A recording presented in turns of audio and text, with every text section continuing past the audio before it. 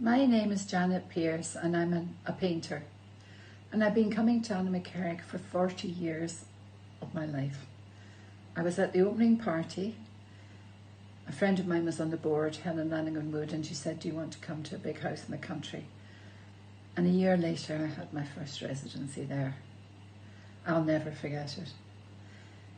It was the first time in my life I'd spent 2 weeks with artists, and all that was demanded of me was that I had to paint.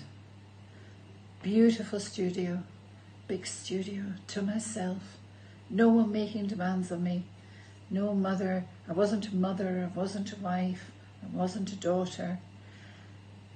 I was an artist, and people said, what do you do? And I said, I'm a painter. Or what do you do? I'm a sculptor.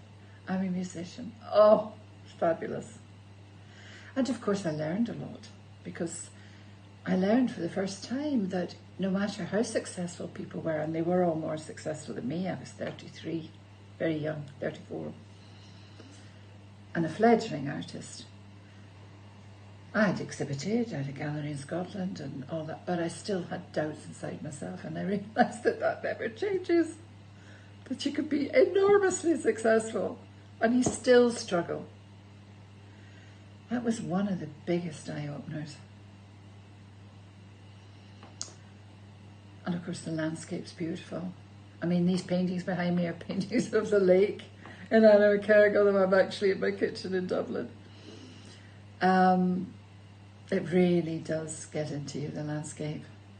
If you're a painter particularly, you're visual.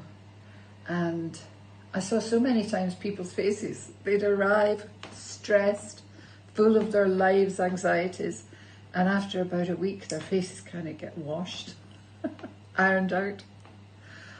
Because it's a retreat, because there's nothing else to do all day. You can't go for a cappuccino, you can't phone up a pal, you have to work. And sometimes out of boredom does come work. You could have a bad day. I learned the phrase on a roll, which of course every creative person knows. But people did work hard, and I really worked hard. Oh my God. I never wasted a moment. Sometimes I would go home with a big bundle of paintings, all of which were pretty exhibitable. You could exhibit them. Sometimes none of them were really that good. But when I came back much later in my life, when I had an established studio, and I found that I often went back, but I'd broken through to something in alumni because of the enforced isolation. It really does push you further. It's a wonderful asset.